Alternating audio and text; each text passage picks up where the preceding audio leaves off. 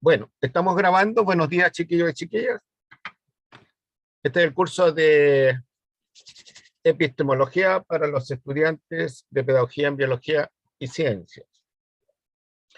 Hoy día es día martes, 24 de agosto, y son las 11:35 en mi reloj. Espero estén bien. Y voy a compartir pantalla.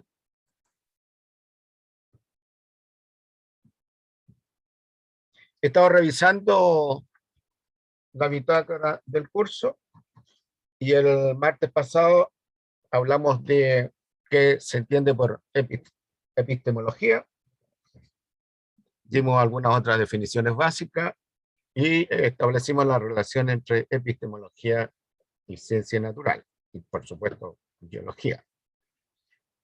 Si la epistemología es la disciplina que estudia cómo se genera el conocimiento científico, se preocupa por la validez del conocimiento científico por los procesos mentales a las cuales recurre el investigador científico.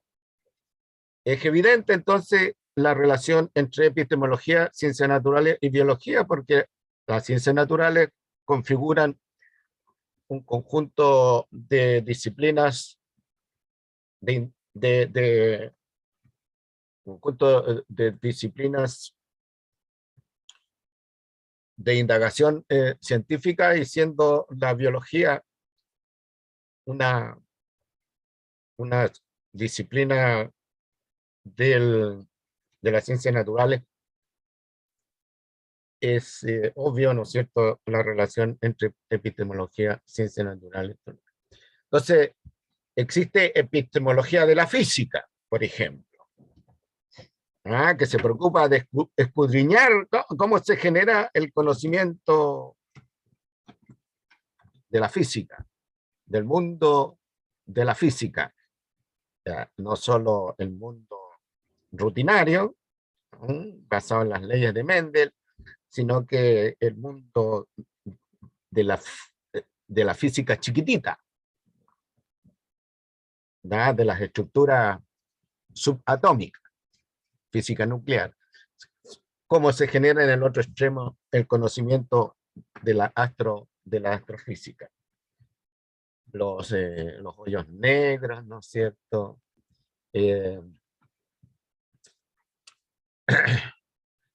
Ese tipo de sistemas.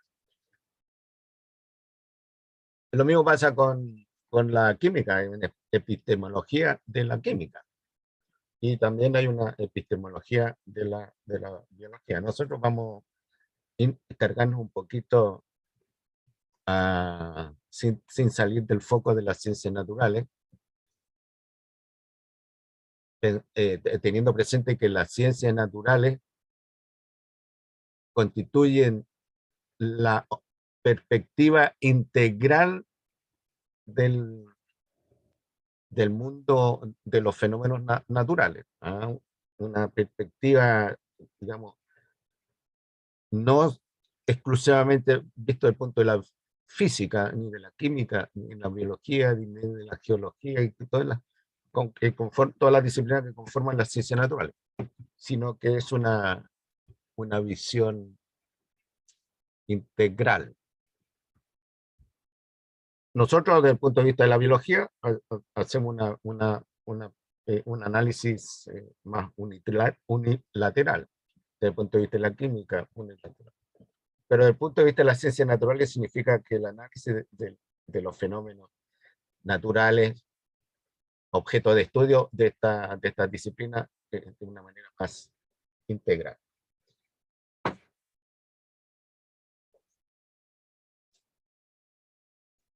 Así es que creo que he entregado las evidencias que demuestran que entre la epistemología y las ciencias naturales existe una conexión. Las preguntas que vamos a examinar hoy día, ¿qué es el conocimiento? ¿Cómo conocemos? Ahí se me pasó un error, ¿cómo conocemos? ¿Cuántos tipos o formas de conocimiento existen y cómo caracterizamos nosotros en general al conocimiento científico? Vamos a ponernos de acuerdo y ahí necesito yo opiniones de ustedes. ¿Qué idea tienen ustedes, no es cierto, cuando caracterizamos o tratamos de entender cuando alguien se califica un ser humano sabio? ¿Ya? La tradición nuestra, la tradición occidental, siempre en estas materias se ha referido al hombre, pero perteneciente, o sea, un individuo perteneciente al género Homo. Y ese individuo, desde el punto de vista genérico, ¿no es cierto?, puede ser un hombre, una mujer, para que no me interprete que alguien, sobre todo alguna chiquilla, que solo pensamos en el varón.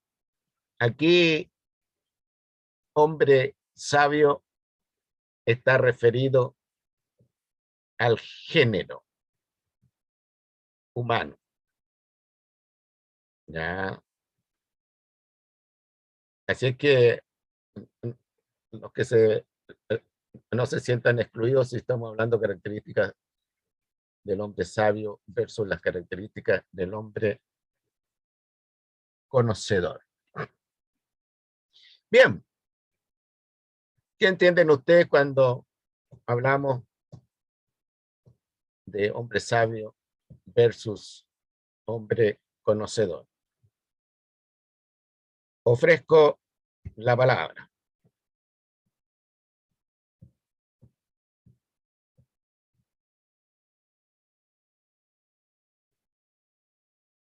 Lo primero que podemos decir, ¿no es cierto?, en el análisis, si significan lo mismo y por qué podrían significar lo mismo.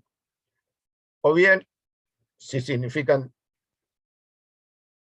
distinto, tienen un distinto significado, y dónde estaría esa diferencia. ¿Ah? Yo, yo por lo menos lo entiendo como la persona sabia tiene que ver más con la experiencia, eh, y en base a lo que ha vivido, tomar decisiones. Como Bien, una persona hombre, bien, conocedora puede ser, no tiene como rango de edad, puede ser una persona conocedora muy joven, pero la sabiduría lo conecto con la experiencia, tomar decisiones en base a la experiencia. bien. O sea, tú asocias el perfil del hombre sabio, perfil humano del hombre sabio, a la experiencia acumulada a lo largo de su vida. ¿Sí? O sea, es más posible encontrar hombres sabios en personas de una cierta edad, ¿ah?,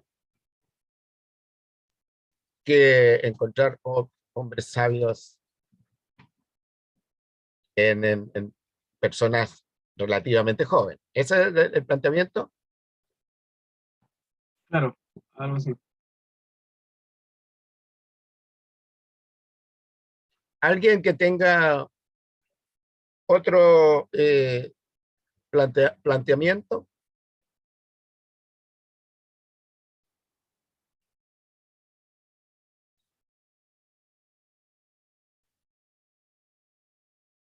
Yo por lo menos Eh, concuerdo con el Gabriel que uno tiene asociado al hombre sabio como una persona mayor. una persona mayor, conocedor, una persona visionaria, tranquila, que proyecta una cierta sabiduría. Bueno, podemos quedarnos de acuerdo con este concepto. En opinión de ustedes, en la actualidad, ¿abundan los hombres sabios? ¿Qué tan frecuente en la cultura actual es encontrar hombres sabios? Solo en términos de la sensación. ¿Sí, Valentina? Yo creo que pocas veces, Ya. porque el hombre sabio, a mi parecer, no solamente es el conocimiento que tenga, sino que la forma el estilo de vida en general. Una persona puede saber muchas cosas de muchos temas, pero si es una persona impulsiva o no tiene mucho tacto en cómo decir las cosas o su empatía, y esas, para mí ya deja de ser sabio, porque es como un concepto mucho más grande, más que el conocer cosas, que el saber materia o el saber tema o tener tema de conversación. Entonces yo creo que pocas veces. ¿Y por qué creen ustedes que antiguamente era relativamente frecuente encontrar hombres sabios, ya, e incluso tal vez más frecuente que hombres conocedores? Yo creo que a lo largo de la historia en realidad siempre han existido pocas personas sabias. Lo que pasa es que antes la ciencia, por así decirlo, no tenía tanto peso. Entonces era como las experiencias eran la ciencia, entre comillas, por así decirlo. En cambio ahora no cuentan tanto las experiencias, sino más como el pensamiento crítico, racional, es lo que pesa ahora. Por eso, entre comillas, hay menos personas sabias. Ya, bien, interesante. Eh, tengo que entender que tú me estás diciendo que en esto de hombre sabio, hombre conocedor, hay mucho de conocimiento científico. No sé si yo podría decir que a lo mejor el conocedor tiene el conocimiento científico, pero no la experiencia, como decía el Gabriel. Ajá. Esa es como la diferencia que Que, yo que tú creo que le, hay. que tú Ujú. que usted le encontrarías entre ser hombre sabio. Por ejemplo, ¿habrá alguna relación entre hombre sabio y religión? Sí, ¿Entre yo hombre creo que sí, conocedor y religión? también. Yo creo que sí. ¿Dónde estaría más asociado entre la religión? ¿Entre hombre sabio o, o bien hombre conocedor? Yo creo que en ese caso sabio. Ujú, De hecho, es un término que se ocupa bastante, por ejemplo, en la Biblia, que es uno de los testamentos que se ocupa mucho en la religión. ujú, bien, muy Yo bien. siento igual que la Vale, que es más hombre sabio a que un hombre conocedor. Porque, por ejemplo, nos planteamos los curas o los sacerdotes, ellos saben de las cosas, cómo llevar una familia, pero ellos no lo pueden vivir. Entonces, no conocen de ello, pero sí pueden aconsejar a otros a vivir de ello. Claro, bien. Ahora, Pero dígame una cosa. en ese caso serían conocedores, porque recién hablábamos con el Gabriel que el conocedor es el que tiene la teoría y el sabio es el que tiene como la experiencia. Así me enredé, perdón. Pero se Entonces, entendió. los religiosos serían conocedores porque conocen la teoría de lo que es Sí, tener una familia, pero ellos no la tienen como tal, o sea, tienen una familia, pero no genéticamente hablando. exacto. Ahora, en una sociedad patriarcal, ¿cuál de los dos perfiles más podríamos encontrar con mayor frecuencia? Ninguno de nosotros nos ha tocado vivir en una sociedad patriarcal, pero en una sociedad patriarcal, ¿cuál de los dos personajes tenía mayor influencia en su grupo, en su tribu? El sabio. El hombre sabio, podríamos decir, tenía mayor conocimiento por edad, porque asumimos nosotros que a través de la edad, ese personaje tenía mayor conocimiento. ¿Qué tipo de conocimiento tendría el sabio en la tipo patriarcal?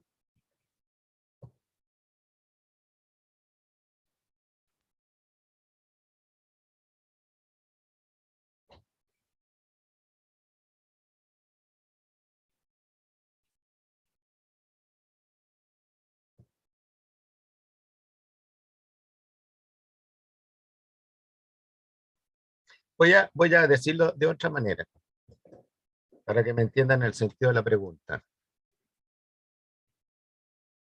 Al tiempo moderno, en algunas familias todavía, ¿no es cierto?, le asignan al de mayor edad, pensemos por ejemplo en la cultura japonesa, la cultura china, qué sé yo, le asignan una posición especial al personaje de mayor edad porque se asume que tiene más experiencia, y etcétera, otro. ¿Se equivocan en la toma de decisiones? Sí se equivocan. Sí, se equivocan. Sí, se equivocan. Y si se equivocan, las referencias que tienen, si se equivocan me refiero a la toma de decisiones, si se equivocan respecto de las referencias que tienen para la toma de decisiones en el concepto actual, ¿son hombres sabios? No, po. No. Movámoslo nosotros esta situación a un movimiento que tiene una fuerte inspiración religiosa, los talibanes. El gran talibán, ¿ah? Que se mueve entre las penumbras, ¿no? Es un personaje mitológico, digamos. Es un hombre considerado sabio por los talibanes, pero sin embargo, desde la perspectiva occidental, es considerado un atentador de los derechos humanos.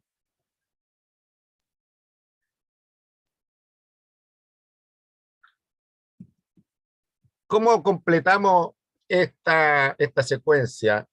Saber es a sabiduría, lo que conocer es a...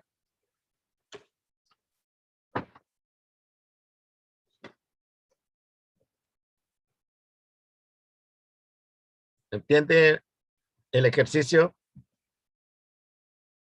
Saber es a sabiduría, lo que conocer es a...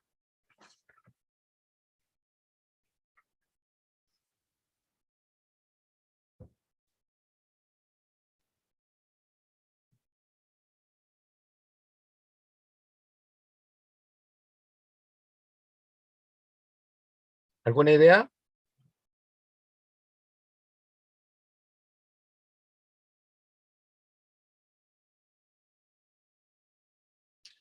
Hablen nomás, chiquillo. Está bien, Valentina y Sergio. A ver, primero, lo que usted habló al principio de que, que se definía o que se entendía como por conocimiento, o lo del hombre conocedor y el hombre sabio, yo quería como abordarlo desde otro punto de vista, más Sí, que está nada bien. por lo del conocimiento, haciendo referencia un poco a la frase que está tirando ahora, tiene que ver con que el ser humano en general, e incluso eh, sin abarcar mucho, siempre está como el deseo de conocer, ¿ya? Y como que eso es ratificante desde todo punto de vista. ¿ya? No, no así la sabiduría, creo que también como decía Gabriel, lo decía la Fran. O sea, la, la sabiduría viene a ser como como un nivel acumulado en base a la masificación de este conocimiento. Puede ser desde una materia en específico o desde las mismas habilidades que una persona puede ir adquiriendo haciendo una sumatoria de este conocimiento. La frase que usted está diciendo de saber es sabiduría es lo que conocer es al conocimiento, me Claro, imagino. exactamente, severa sabiduría. Ahora, Entonces, la sabiduría generalmente está sí, sí, relacionado a las formas de pensar, a las formas de conducirse, y el conocer generalmente está referido a un conocimiento más acotado, que puede significar conocer, por ejemplo, conocer idiomas, conocer lugares, conocer cómo funciona una máquina, ¿ah? Etcétera. Por aquí tengo hay muchas definiciones de conocimiento. ¿Ah? Acuérdense que epistemología ya es la disciplina que estudia cómo se genera el conocimiento. ¿Qué es conocer? ¿Qué es conocimiento? Conocer es el acto, ¿no es cierto?, de adquirir conocimiento. ¿Y qué es lo que es conocimiento? Una de las definiciones que encontré por ahí yo. Es una reproducción conceptual, entiéndase, una abstracción de la realidad. A ver, hagamos otro ejercicio. ¿Usted está seguro que conoce lo que es la célula? Futuro profesor de biología.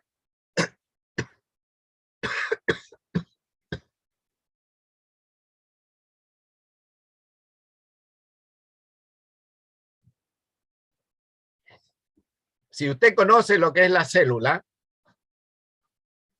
digamos, tiene un cierto conocimiento alrededor de este objeto natural, yo le puedo decir que descríbame en términos abstractos, en términos conceptuales, lo que es la célula.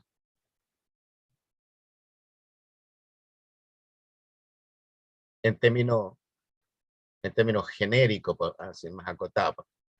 Yo en otro curso hice el siguiente ejercicio, curso de biología invertebrados.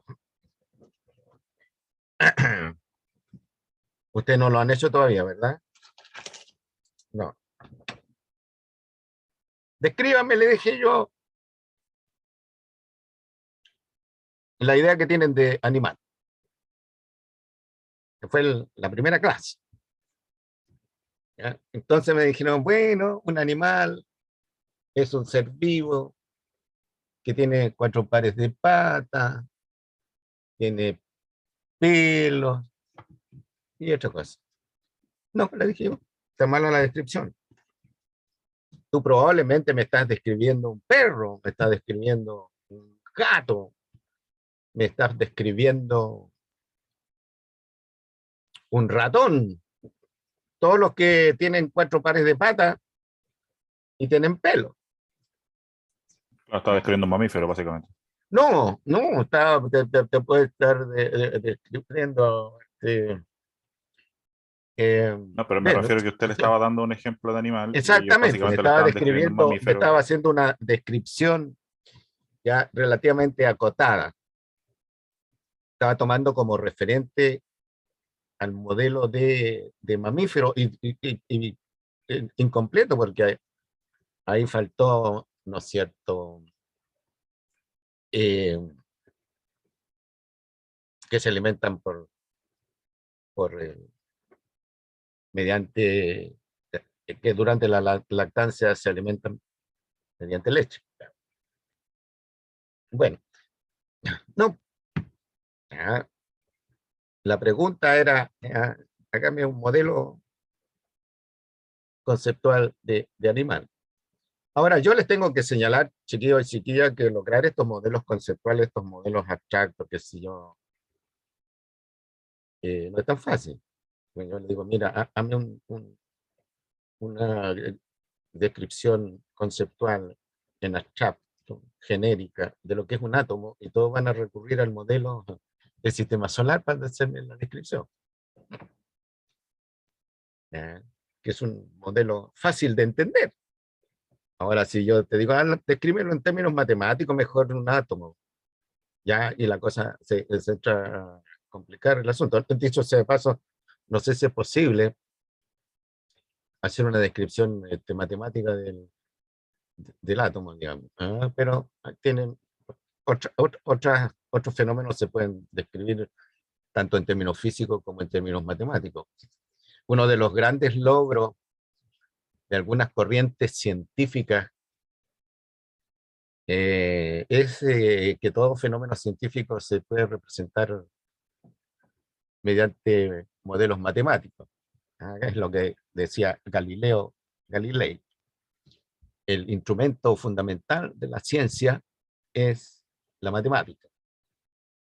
¿Ya?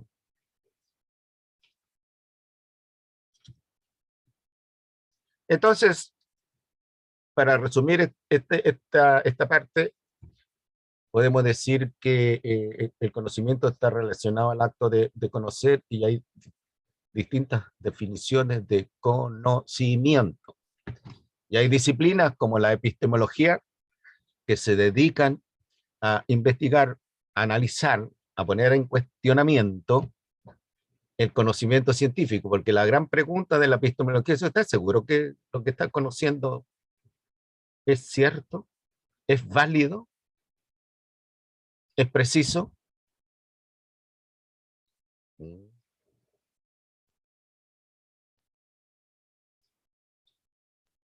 Formas de conocer. La introspección. Ahora está de moda el asunto de la meditación, la reflexión, ya, las observaciones, las visiones. Algunos sabios recurrían, ¿no es cierto?, a la introspección, a la meditación, a la reflexión, a la observación y a tener visiones. ¿Alguien me puede decir qué es lo que entiende por introspección?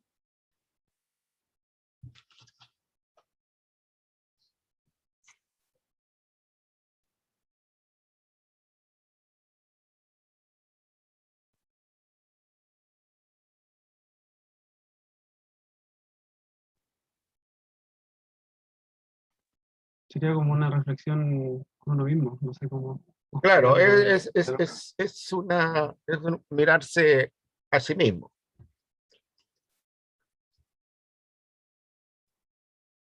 Por ejemplo, la introspección permitiría a usted conocerse mejor.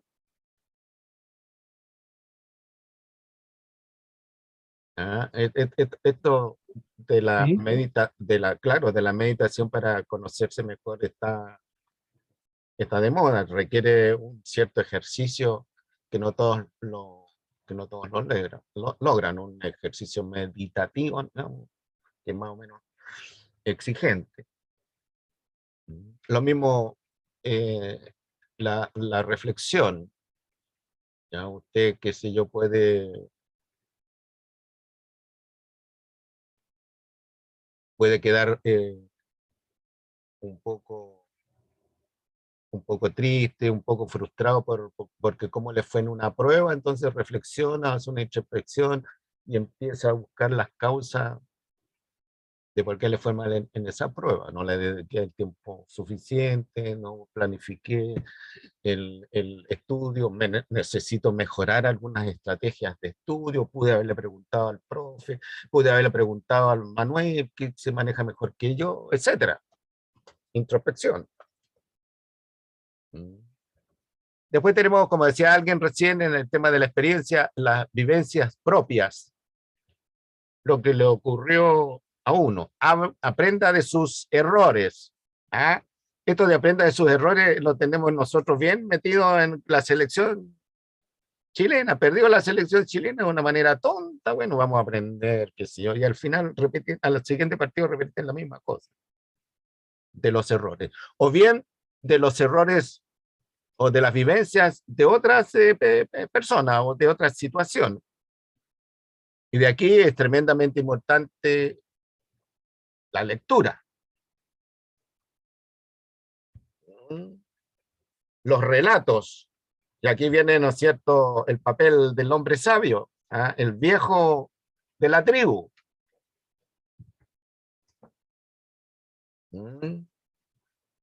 Que cuenta relatos de su época. Juvenil, por ejemplo. De cuando existían los centauros. Cuando existían los hombres lobos, qué sé yo, las historias. ¿No? Y así se transmiten cosas reales, ¿no es cierto?, que a lo largo de la transmisión por generaciones se van deformando y se van transmitiendo, ¿no? Se van transformando en mitos que forman parte de la cultura de las personas. El mito de Thor, por ejemplo, el mito de que ahora está, ¿cómo se llama este? Loco. La historia de los mitos escandinavos, los relatos. Las películas, usted puede ver películas, ¿no es cierto? Y conocer otros países. Si las películas tratan sobre Nueva York, ¿no? Y después a usted le toca ir a Nueva York, se mueve con cierta facilidad en Nueva York porque la conoció, ¿no es cierto?, por películas. Bueno, las tradiciones transmitidas no solo por la gente mayor, sino también por distintos grupos de personas. Una forma de conocer las vivencias propias y las de otros. La introspección, la meditación, la reflexión, la observación. Podemos decir nosotros que esta forma de conocer, la introspección, meditación, reflexión, observación, visiones, las vivencias propias, ¿son formas científicas de conocer? No. Ya vamos adelante que lo significa. Después la educación formal, la educación no formal y la educación informal. ¿Qué se entiende por educación formal? Bueno, lo que han recibido ustedes en los colegios, en el parvulario, ¿verdad? En el colegio de escuela básica, en el colegio, ¿no es cierto?, secundario, en la universidad. Educación formal, bajo ciertas normas, qué sé yo, ciertos protocolos, con profesores y alumnos. La educación no formal, fíjense ustedes, ya es una forma de conocer que se logra en los contactos diarios de las personas bajo un cierto protocolo. Ejemplo, ¿ya?, lo que se señala en estos momentos, la importancia de la educación presencial en las universidades, fuera de la cosa formal, ¿no es cierto? Pero aquí también tenemos una educación formal, un cierto protocolo. En la no formal, el conocimiento que se logra, por ejemplo, en los pasillos de la universidad, en los casinos tomando un cafecito con sus amigos, formando pareja, qué sé yo, con alguien, compañero de carrera, compañero de curso, compañero de universidad, asistiendo a eventos artísticos bajo el amparo de la universidad. Entonces se está diciendo que en estos 2 años que llevamos, particularmente la gente de primer y segundo año, ya no tienen esos mecanismos no formales de educación, porque ser universitario no implica única y exclusivamente estar asistiendo a la clase, ¿no es cierto?, al laboratorio o al terreno. Significa, además de eso, el convivir con compañeros que tienen experiencias distintas, experiencias vitales distintas. Y así, ¿no es cierto?, se adquiere un lenguaje relativamente común de universitario, y cuando usted está en otras partes, a veces la gente lo reconoce inmediatamente porque es universitario, porque tiene un lenguaje, una forma de vestirse, una forma de comportarse. Y el aprendizaje informal, tal como lo dice la palabra, es el mejor, es el conocimiento que se adquiere sin normas, sin protocolos, pero que a veces es importante para uno. Que se hace aleatoriamente, que se hace en las calles, que se hace en un club de amigos, en un club deportivo, en un partido político, ¿ah? En la asociación de estudiantes. Bueno, ahí está un poquito más formal, pero hay ciertas cosas que se aprenden, que mejoran los niveles de conocimiento de usted. Y ciertamente, una forma dirigida, estructurada, es el conocimiento que se logra mediante la ciencia. Por supuesto que hay otros tipos, hay otras formas de conocer. Yo he mencionado las que son más frecuentes y que permiten ilustrarnos ya lo que vamos a entender de ciencia. Entonces, ¿qué es lo que es el conocimiento científico? ¿Ya? Es la reproducción conceptual de la realidad, las abstracciones, ¿no es cierto?, logrado mediante una cierta metodología, una cierta estrategia de análisis, una cierta estrategia de reflexión, una cierta estrategia de observar un fenómeno de nuestro entorno. Hay conocimientos científicos, ¿no es cierto?, que aportan las ciencias naturales, y hay un conocimiento científico que aportan las ciencias sociales. Como este es epistemología de las ciencias naturales, nos vamos a olvidar del conocimiento científico que aportan las ciencias sociales. Entiéndase por ello el conocimiento que entrega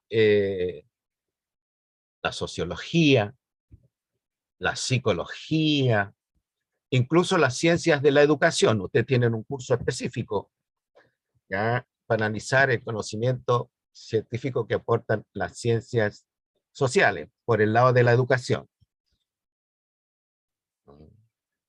Si bien es cierto, la educación no es una ciencia, el presidente Piñera dijo que la educación era un derecho. Ok, bien. ¿Ya? Yo la entiendo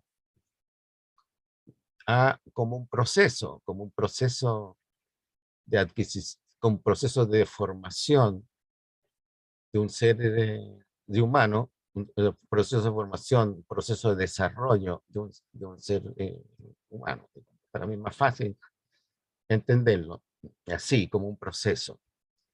Ya el decir un derecho tiene un componente político que, si bien es cierto, yo lo acepto, lo entiendo, pero no lo manejo muy adecuadamente. Manejo mejor el concepto de la ciencia como un proceso. Perdón, la educación como un proceso. Y en este proceso Este proceso se asienta, se fundamenta en un conjunto de disciplinas científicas, tanto del área de la ciencia natural, específicamente la biología, ¿no es cierto?, como de disciplinas científicas del área de las ciencias sociales, como es la psicología y la sociología.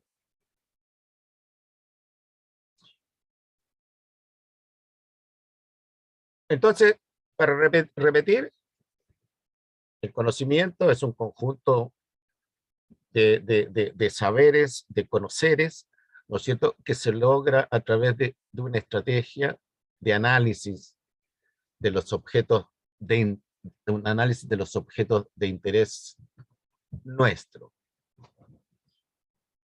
o de los fenómenos de interés nuestro. Pues les voy a mostrar una diapo, ¿no es cierto?,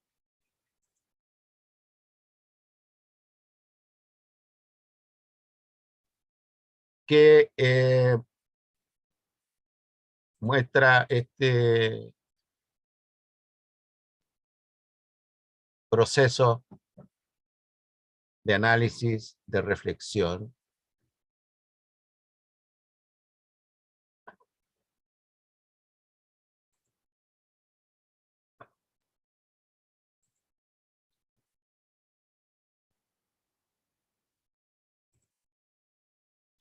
Tengo que buscar la diapo donde está. Tan. Menos mal que ya me he puesto experto para trajinar entre las carpetas y los archivos.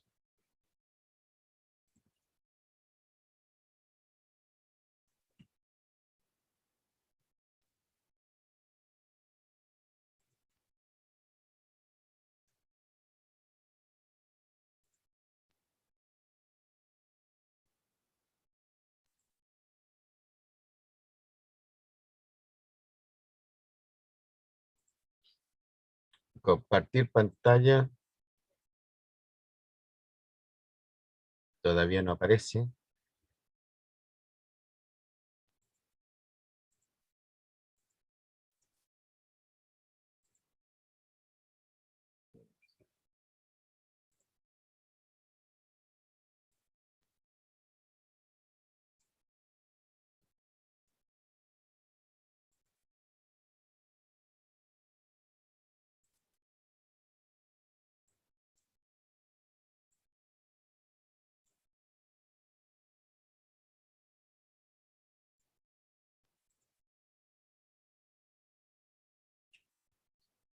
Eh,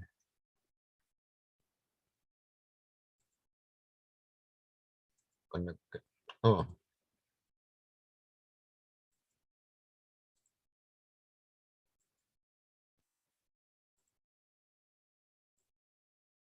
ya. Tiene que salir aquí.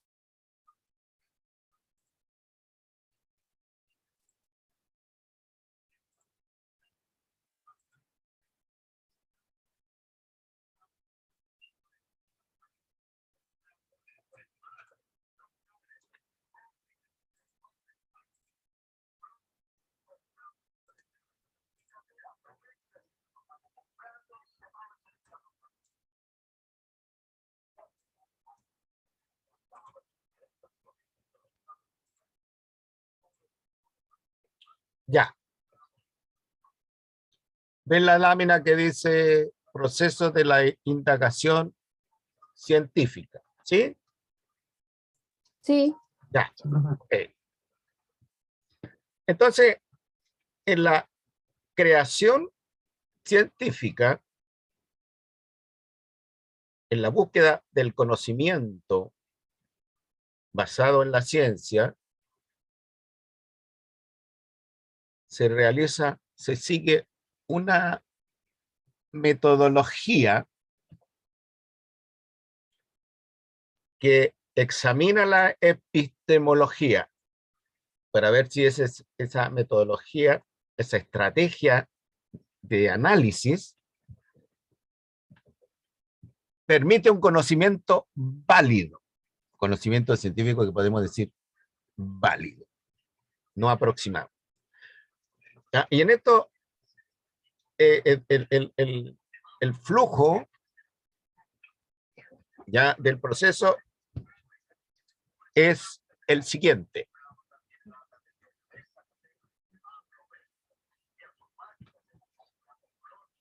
Comenzamos nosotros con una pregunta. ¿Ya? Esta pregunta deriva de la observación de un fenómeno. Ejemplo, ¿por qué los objetos no se mantienen en el aire, sino que caen al suelo? Entonces nosotros, a consecuencia de esta observación, formulamos una hipótesis. Esta hipótesis se entiende como una conjetura.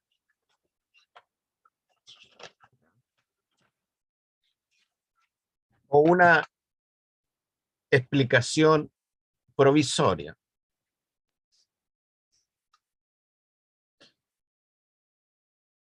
Por ejemplo, nosotros podemos decir, bueno, los objetos no se pueden suspender en el aire porque son más pesados que el aire. Y se van para abajo.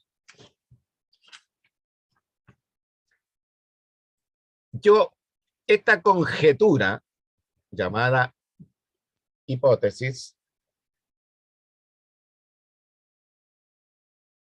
la someto a prueba a través de un conjunto de actividades que reciben el nombre de experimento o experimentación. Desde el punto de vista epistemológico, hay un protocolo para hacerse la pregunta. Desde el punto de vista epistemológico, hay un protocolo para formularse la hipótesis. No es cualquier conjetura. Uno de los requisitos para formular esta hipótesis, fíjense ustedes, primero, que sea una cosa lógica, un enunciado lógico. Y lo segundo es que este enunciado sea comprobable, verificable, puesto a prueba. ¿A través de qué? Del experimento o de los experimentos. Desde el punto de vista epistemológico, hay un protocolo para hacer los experimentos. Y en la ciencia moderna, en algunas disciplinas científicas como en la biología, ya debe estar asociado a probabilidades. Probabilidades de ocurrencia, probabilidades de no ocurrencia. Esto lo vamos a ver con más detalle más adelante. A probabilidades. Experimentos. El experimento da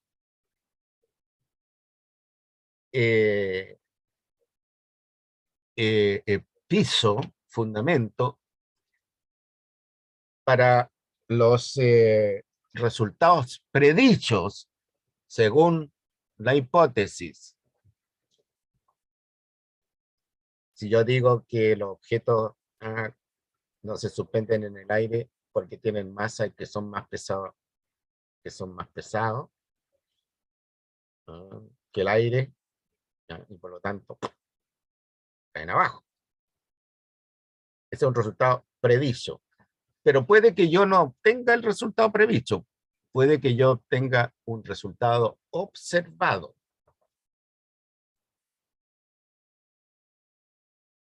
Y aparte, estos son los resultados crudos obtenidos, ¿no es cierto?, por el experimento. Si el experimento está mal hecho, los resultados van a estar malos. Si la hipótesis está equivocada y el experimento está hecho de acuerdo a la hipótesis, los resultados no se obtienen los resultados previstos, sino que previstos o predichos, ¿ya? Sino que se obtienen los resultados observados, y los resultados observados puede que no sean válidos. Y esto te lo cuestiona, te lo pone en duda la epistemología. Después de los resultados observados, reflexionamos, pensamos, armamos el cuento, qué sé yo, y obtenemos las conclusiones. 1, 2, 3 conclusiones. Esas conclusiones se transforman en generalidades. Generalidades.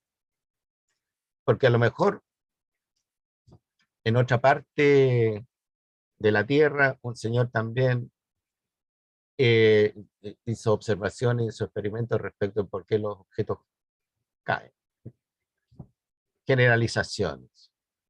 Y cuando las generalizaciones funcionan en distintos puntos de la Tierra, podemos encontrar un enunciado que es una generalización mayor, que es la ley científica. ¿Ya?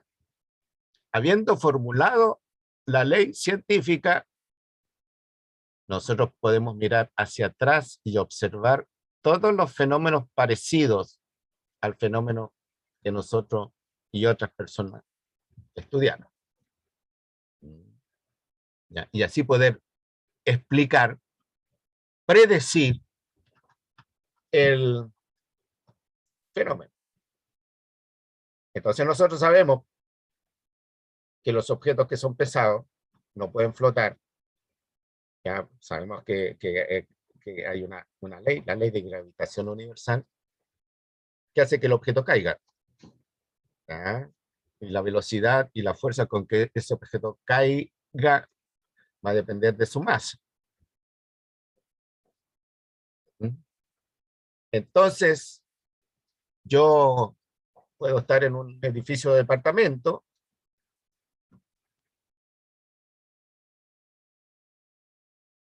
con un poco de ácido lisérgico en mi cuerpo, LSD, que causa visiones en los sujetos. Yo considerarme pájaro y ver que frente al departamento donde yo estoy pasa un pájaro volando, y yo creer que soy el mismo pajarito y tirarme, ¿no es cierto?, del edificio de departamento con la esperanza de que con la creencia que soy un pájaro y que por lo tanto voy a poder volar. Pero yo no soy un pájaro, ¿ya? Y la ley de gravitación universal dice que yo me voy a ir abajo a velocidad dependiendo de la masa, y voy a llegar al piso con una cierta fuerza. Y me voy a aplastar. Eso es lo que predice, ¿no es cierto?, la ley de la gravitación universal. Entonces, como usted conoce la ley, ya si está tomando ácido lisérgico, LSD, le va a decir a sus compañeros ahí de departamento: amárreme primero, porque si no me voy a creer pájaro y me voy a tirar departamento bajo. Lo mismo que la ley, ¿no es cierto?, las leyes de Newton, las leyes mecánicas, predicen que si usted va dentro de un auto a una cierta velocidad y choca frontalmente con otro auto, tanto los pasajeros de su auto, incluyéndolo a usted, como los pasajeros del otro auto se van a enfrentar bajo una cierta fuerza, y lo más probable es que todos mueran. Ya, en las leyes de la mecánica. La ley de la gravitación universal ha sido cuestionada, ¿no es cierto?, por Einstein, y en los sistemas demasiado grandes, las leyes de Newton de gravitación universal no funcionan muy bien, ¿no? Pero en el sistema nuestro, a nuestra escala, en la realidad en que nosotros nos movemos diariamente, las leyes de Newton funcionan bien. Ahora, en esta línea, que no sé por qué no salió lo que yo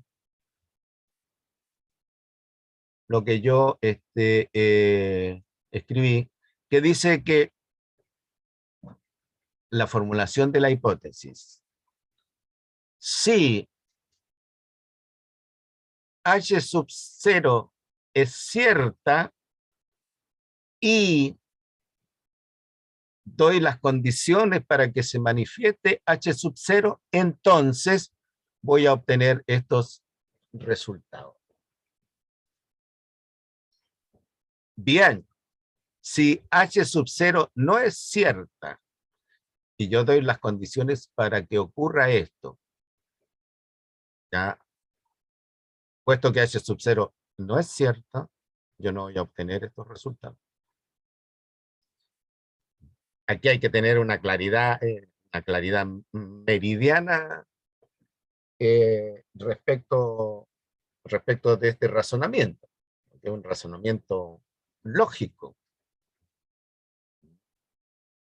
Yo les decía en clases anteriores que la ciencia antigua, su razonamiento era como de sentido común, intuitivo.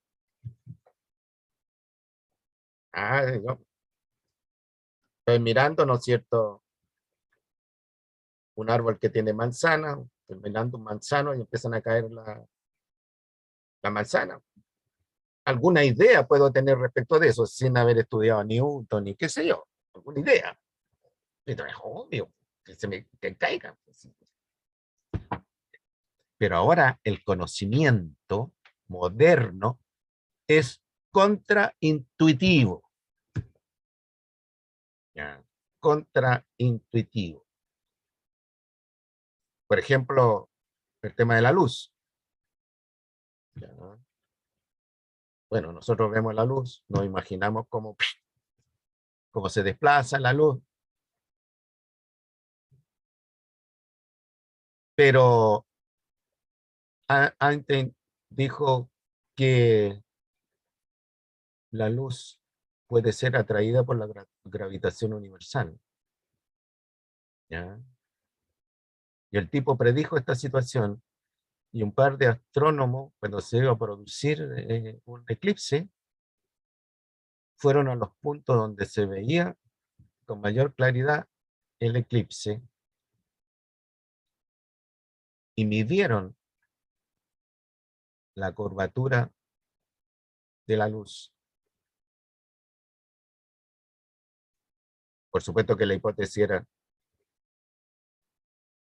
la luz, al pasar por tal sistema, se curva, atraída por la gravitación, por la fuerza gravitatoria de ese sistema. La hipótesis.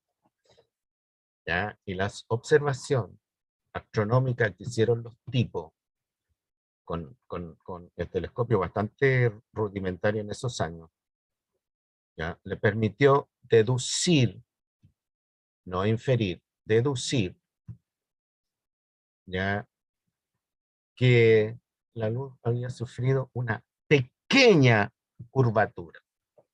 Fíjense usted, una pequeña curvatura. Por supuesto que ahora con los instrumentos más precisos, más sofisticados, esa curvatura ha aumentado.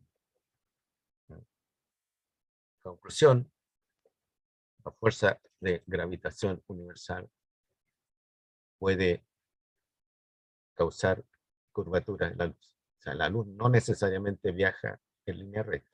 En el caso nuestro, en el mundo en que nosotros vivimos, la luz viaja en línea recta a 300.000 kilómetros por segundo, casi instantáneo, en el sistema nuestro. Pero no es cierto, la luz desde la luz desde el sol que llega a la superficie tierra se toma su segundo, ¿verdad? Entonces, este es el proceso que sigue en general alguien que hace una indagación científica. Algunas personas le llaman a este proceso el método científico. A mí no me gusta llamarlo mucho método científico porque da la idea que es una suerte de receta que hay que seguir. A, B, C, A, B, C, como dice aquí. La pregunta, la hipótesis, el experimento, los resultados predichos, los resultados observados, las conclusiones, las generalizaciones y la ley, eventualmente. No, esto representa un conjunto de estrategias que los biólogos siguen una forma de esta estrategia, los físicos siguen otra forma de estrategia, los químicos otra forma de estrategia, los geólogos otra forma de estrategia. Por ejemplo, en geología no se pueden hacer experimentos, en astronomía tampoco se pueden hacer experimentos. Son ciencias más bien observacionales. Nosotros podemos hacer experimentos, pero hasta por ahí nomás. Ya los experimentos en animales, muchos experimentos en animales están restringidos, ¿ya? Y se ha establecido una serie de requisitos de bioética, donde el sujeto se compromete, el investigador biólogo se compromete a no causar dolor, a causar daño, etc. Entonces, los experimentos en chimpancé ya están muy controlados. Incluso los experimentos en ratones. ¿Para qué decir experimentos con seres humanos? Ya pasó la época, durante el periodo de los nazis, ¿no es cierto?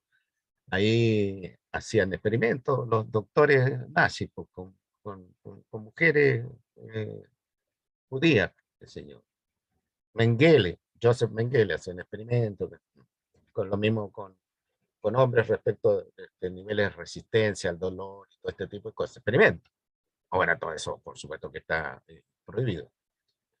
Entonces, cuando se hacen experimentos referidos, por ejemplo, a la eficacia de medicamentos, bueno, se usan diferentes modelos. Incluso se me ocurre que hasta están usando modelos computacionales. Y con mucho cuidado, con mucha fineza, ¿ah? Precisión, estos medicamentos se llevan, ¿no es cierto?, al uso por ser humano, por grupos de voluntarios. Sí, cuando se empezó a vacunar a la gente en contra de la COVID, ¿no es cierto?, había mucho susto. Esa la gente los políticos, los representantes de países, qué sé yo, no lo hacían evidente. Había mucha preocupación.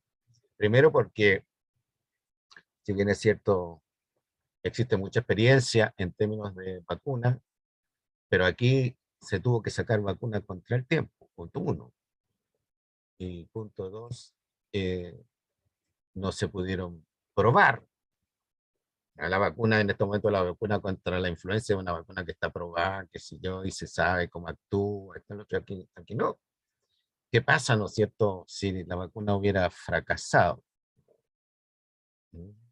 La confianza que tenemos en la ciencia, la confianza que tenemos en los investigadores científicos, se habría ido al tacho de la basura. Nosotros vivimos en un mundo dominado por la ciencia y la tecnología, y nosotros le tenemos mucha confianza en la ciencia y la tecnología. ¿Ya? Si usted padece de una enfermedad severa, ¿no es cierto? Bueno, confía en que la ciencia médica le va a resolver su problema. Sí, Javiera, perdón.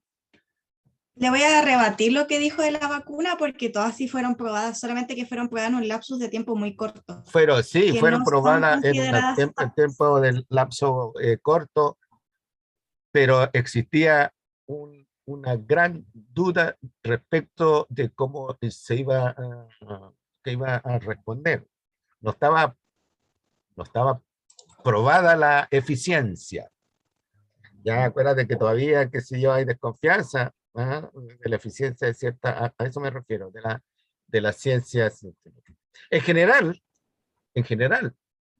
ya la autorización para el uso de medicamentos, vacunas, drogas medicinales, toma mucho tiempo. Y pruebas contra pruebas. ¿Eh? Al final se llega a los seres humanos, ¿no es cierto? Pero no de uso masivo. Aquí se hicieron ensayos, que sí, esto, lo otro.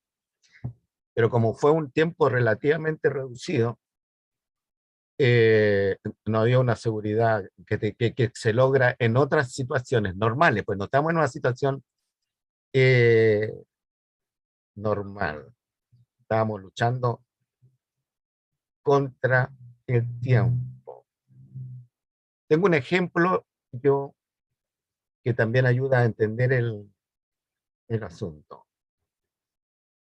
Cuando yo estaba haciendo mi estudio de posgrado en Estados Unidos, murió por SIDA un actor famoso en mi época, Rod Hudson. Era un hombre que de 1,90 m, qué sé yo, y en todas partes las mujeres se derretían por él, digamos, tanto en la vida real como en las películas. Un actor famoso, ¿ya? Murió de SIDA. Era gay.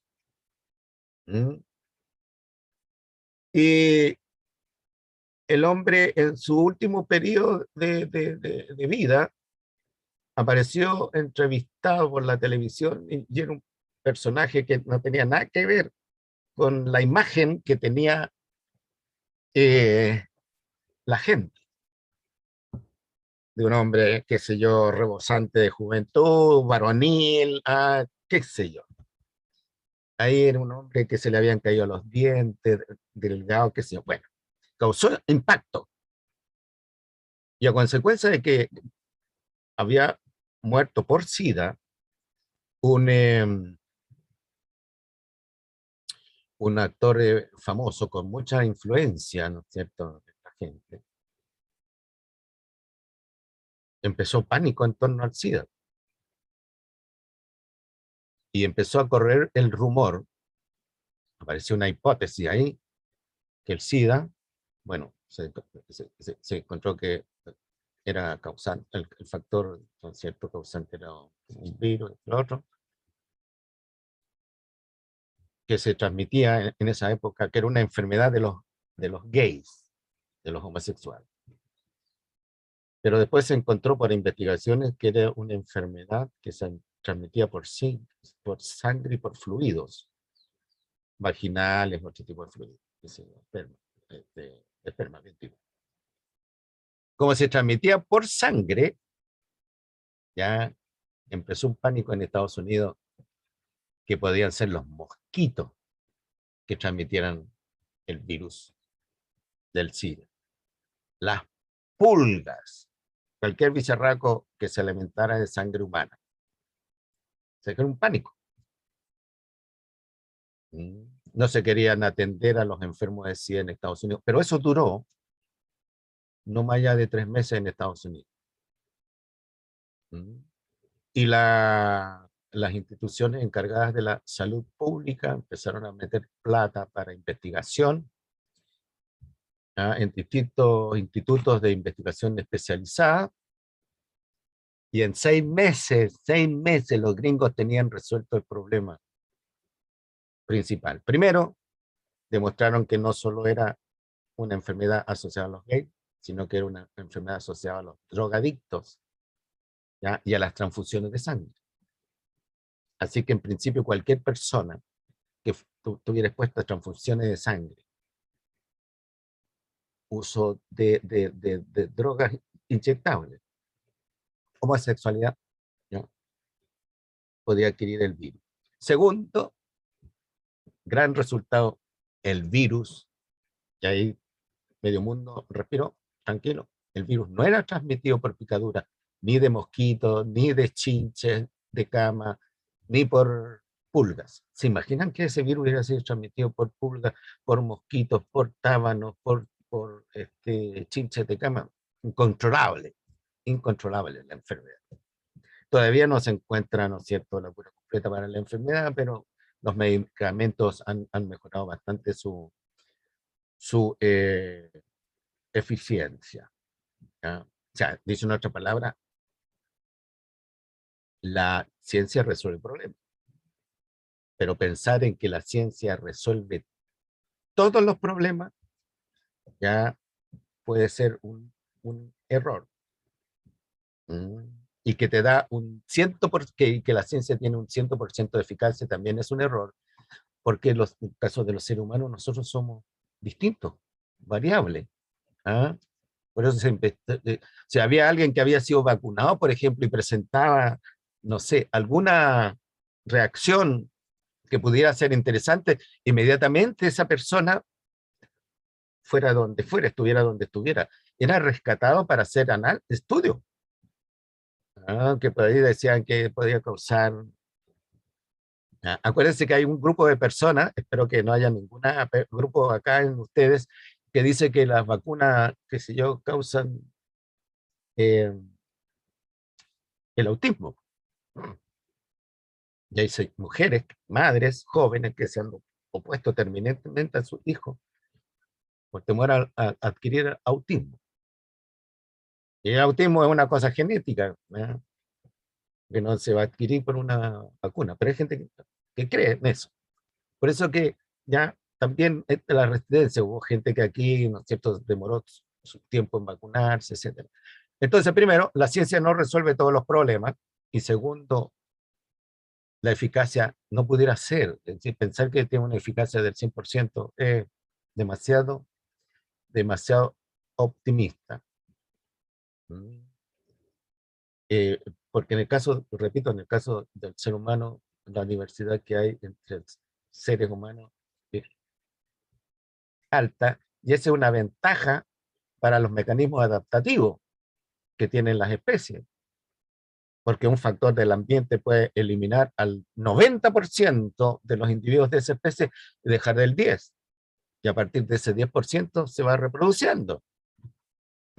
¿Ya? Y ese 10%, que es lo que ha pasado con los insectos, ¿no es cierto?, ese 10% se transforma en el 80% resistente al insecticida. Claro, hay no sé, un 20% de individuos de la población que es susceptible al pesticida. Se aplica el pesticida, se mata ese 10%, pero queda ese 20%, queda el 20%. El pesticida fracasa. Estamos usando ciencia. No, el sistema natural, los insectos en este caso, que eran naturalmente resistentes a esa sustancia química, en un porcentaje alto, quedaron vivos y murieron los susceptibles. Y esos resistentes se hacen más frecuentes, más comunes. Por lo tanto, hay que usar un insecticida más potente o una mayor concentración del insecticida o aumentar la dosis del insecticida, etc. Bueno, se mata, ¿no es cierto?, el 60% de ese nuevo contingente y queda el 40%. Esa es la resistencia, un ejemplo de resistencia a los insecticidas. Lo mismo ha pasado nosotros acá con la resistencia a los antibióticos. Por eso que los antibióticos ahora se venden con receta médica retenida, como los psicotrópicos. Ya usted no puede encontrar, ¿no es cierto?, así antibióticos en la farmacia sin receta médica. Ahora, si usted va a la feria y compra un antibiótico, se arriesga primero que el antibiótico esté vencido, y punto 2, que usted haga sufrir su glóbulo blanco, ¿ya? Porque mucho uso de insecticida disminuye la resistencia natural de las personas y hace a las bacterias causantes de enfermedades más resistentes a los antibióticos. Por lo tanto, hay que producir antibióticos más fuertes, más tóxicos, y ahí no solo son tóxicos para las células de uno, sino que favorecen la resistencia en la bacteria, sino que se hacen tóxicos cuando van al ambiente. Piensen en los antibióticos que se agregan, ¿no es cierto?, en las jaulas donde se cultivan atunes, ¿no? Que esos antibióticos, ¿no es cierto?, contaminan el agua y se reparten y generan una serie de efectos. ¿Qué hora es? Bueno, quedan 5 minutos. Entonces, aquí tenemos un proceso generalizado, un modelo generalizado del proceso de indagación científica. Los biólogos pueden seguir, pueden seguir un tipo de aproximación, los matemáticos otro tipo de aproximación, los físicos otro tipo de aproximación, los químicos otro tipo de... Pero más o menos la secuencia y las exigencias son parecidas. Ordenamiento lógico con fundamento científico, hipótesis verificables, conclusiones generalizables. En sentido estricto, si yo hago una investigación y digo los loros de la quebrada de San Lorenzo comen esta especie, A, B, C, D. Eso es un conocimiento respecto de qué comen los loros en la quebrada de San Lorenzo, pero no es en sentido estricto un conocimiento científico. Es un conocimiento que se logra a través de una aplicación, de una modificación del proceso estricto de investigación científica. ¿Ya? ¿Qué es lo que hago yo? Bueno, miro los loros con un binocular, qué sé yo, veo a dónde se dirigen los loros a ciertas horas del día en que los bicharracos comen, veo con un binocular qué es lo que come, o grabo la cuestión, ¿no es cierto?, con una grabadora, que están comiendo los bicharracos, y después me dedico a buscar feca de los loros, ya sea en los nidos, los bichos se separan, busco la feca, le hago a esa feca un procedimiento químico y lo comparo lo que encuentro yo en la feca con unas pruebas de referencia que tengo donde están los tejidos de donde vi al loro, ¿no es cierto?, que estaba comiendo, no sé si es el fruto, en la semilla, o alguna otra parte, la flor de la planta. ¿Y cuántas especies de plantas hay aquí? Eso, en sentido estricto, no es una investigación científica. ¿Ya? Es una investigación usando algo de método. Porque esto no es universal, pues porque puede aplicarse solo a la quebrada de San Lorenzo. Por eso que yo hago la diferencia entre científico e investigador científico. ¿Ya? En el lenguaje anglosajón se hace la diferencia, pero nosotros tenemos que ponerle investigador científico para hacer la diferencia del investigador policial, ¿no es cierto? O la investigación, el investigador comercial, el que hace auditoría, qué sé yo, y busca por ahí chanchullo. El investigador Científico es es un profesional que usa el protocolo de la investigación científica para atender problemas, ¿ya?, que demandan decisiones relativamente objetivas y seguras, ¿ya? Y este procedimiento, proceso de investigación, es el procedimiento que mayor seguridad entrega, del conocimiento de la realidad. Ejemplo, un agrónomo, ¿no es cierto?, quiere saber cuál es la variedad de papa que mejor conviene al suelo de la región de Coquimbo, con las características del suelo, las características del agua, con que se riega, las características climáticas. Entonces el tipo prueba 5 variedades de papa, con un respectivo diseño experimental, 5 variedades de papa, ya todas en las mismas condiciones, que sé yo, lo único que cambia es la variedad de papa, y les mide alguna respuesta de las papas, como qué tan rápido qué tan rápido crece la planta de papa, qué tan grande es la papa que resulta ahí para comercio, etcétera. Y llega a la conclusión de que la variedad A y B son las mejores, en términos del indicador que se usa, que usó. Y las variedades C, D, E, F y G, qué sé yo, no sirven mucho, no dieron buenos resultados. Conclusión, él le recomienda al agricultor: venda estas variedades de papa, o sea, plante estas variedades de papa, qué sé yo. Al tipo que vende la semilla de papa, vende estas semillas de papa, etc. Ahí ha recurrido al método de indagación científica para encontrar una solución. El científico es el que estudia la gran ciencia, cuyos resultados responden a un armazón muy riguroso acá, y son, sobre todo, generalidades que se van a dar ya tanto aquí como en la quebrada del Ají. Se van a dar tanto en Chile como, qué sé yo, en el otro extremo, Alaska, ¿ya?, o en China. Entonces nosotros no podemos decirle a Einstein que es un investigador científico.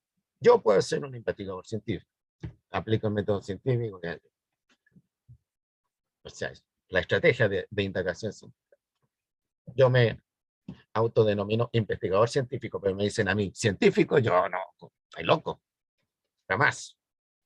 Einstein no lo podría llamar yo investigador científico, le llamo científico. Newton, científico, no investigador científico. Dicho en otras palabras, abundan actualmente los investigadores en ciencia, pero los científicos es un grupo bastante más reducido, porque investigan fenómenos que son más bien fenómenos universales, cuyo resultado puede ayudar a predecir cuestiones de carácter universal. Cuando yo me refiero a universal, no me refiero a que se aplique a todo el universo. Todavía el universo no lo conocemos. Acuerden que todavía no sabemos si el universo es finito o es infinito, sino que el universo aquí, en la Tierra. ¿Ya? También le llaman ciencia local, ¿ya?, que se refiere, su conocimiento se aplica a situaciones locales. Entonces, en resumen, ya hay una gran cantidad de investigadores que están en los laboratorios, como los que estudiaron el tema de las vacunas. Y la cuestión era vacuna, hay que encontrar una vacuna eficaz. Primero hay que entender el mecanismo y todas las cosas biológicas, también eficaz. ¿Ya? La gran verdad ya no ha sido el propósito de esto, sino que ha sido controlar el bicharraco, anularlo. Ya está claro que el bicharraco va a existir y que de vez en cuando va a volver. Pero fíjense ustedes que todavía nosotros vamos 2 años, todavía no lo tenemos controlado. Con toda la parafernalia científica que tenemos a nivel mundial, todavía no está controlado. Esta es el fenómeno natural en términos de pandemia, en mi opinión, el más grande que ha existido en la historia de la humanidad. En la Edad Media, a finales de la Edad Media, ¿no es cierto?, vino la peste negra, mató 60 millones de personas en Europa. La población europea casi la llevó a cero, pero no afectó mayoritariamente, severamente, o en otras regiones del mundo. Y había seres humanos en otras regiones del mundo. Pero aquí la pandemia ha afectado todas las regiones del mundo. Son excepciones las regiones del mundo donde no ha afectado. Pueblos por ahí aislados, muy particulares, qué sé yo, reductos de gente muy particulares. ¿Ah? Pero las grandes ciudades, qué sé yo, Nueva York, Madrid, Berlín, nómbrenla ustedes, las grandes capitales del mundo, todas afectadas. ¿Por qué? Porque el ser humano se desplaza mucho, muy rápidamente, y hay mucha congestión en el metro, en los moles, en las fiestas, qué sé yo. Y un mecanismo a través del cual este bicharraco se dispersa es a través de las gotitas de Flügel, ¿ah? Que nosotros cada vez que hablamos las dispersamos hacia el aire. Y si hay alguien que está dentro del radio, las inspira o las traga. ¿Para qué decir cuando se dan besos, qué sé yo, esto y lo otro, una persona sana con una persona enferma, o dos personas enfermas, qué sé yo, y el bicharraco se transmite? ¿Ah? O bien usted se agarra, ¿no es cierto?, de una barra, ¿no?, un carrito en el supermercado, y después se lleva algo a la boca, o se come los dientes, o se chupa los dedos, qué sé yo, ¿ya? Y el bicharraco va ahí. Entonces, para establecer la diferencia entre el investigador científico versus el científico en sentido estricto. ¿Qué hora es? La 1:05, se va a cortar la cuestión. Que tengan una buena tarde. Profe, igualmente. Nos vemos la próxima. Chao. Gracias. Profesor, antes que se corte la Profe. clase, ¿te puedo hacer una Creo que pregunta? está bien. Sí, dime rápido. Una consulta sobre el tema del trabajo. ¿Cuándo va a subir las pautas para empezar a hacer el trabajo de epistemología? Lo voy a subir a la brevedad posible. Si no es Ya. hoy día, en algún momento, ¿ya? De mañana. Lo he tenido presente. Gracias por recordarme, porque sé que No hay ningún problema, profesor. apura. Ya está. Ya, ok, me retiro. Muchas gracias. Chao. Chao, que esté bien. Voy a dejar de compartir. Ya, chao, profe. Chao, hija, cuídese. Me di cuenta que no Chao. apreté el botón para salir. Chao. Ya, chao.